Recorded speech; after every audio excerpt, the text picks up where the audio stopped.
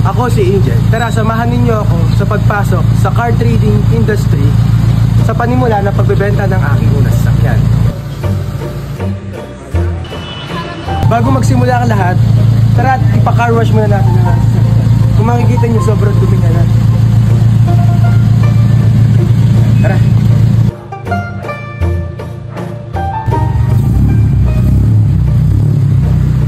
Tara, magpa-car wash guys.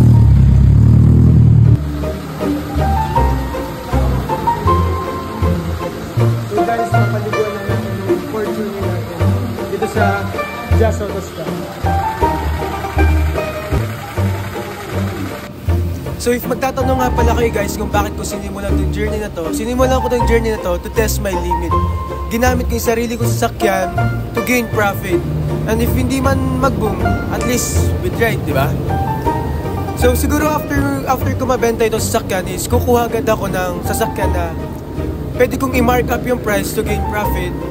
And then yun lang, paulit-ulit lang yung gagawin. Mukhang madali pero mahabang paglalakbay ito. Kaya tara, samahan nyo ako. So guys, bilang nag-start na magbi-business, syempre, di naman basta-basta papasok ka sa mga business na ganito. Kailangan mo rin mag-seek ng mga payo sa mga meron na rin business. So tara, samahan nyo ako, interview natin yung may-ari ng Jazz Auto Spa. Boss, ano nga pala ang pangalan, boss? Justin. May-ari po ng Jazz Auto Spa and Cafe. Jazz Auto Spa and Cafe. So if makikita nyo guys, yan yung kanyang business.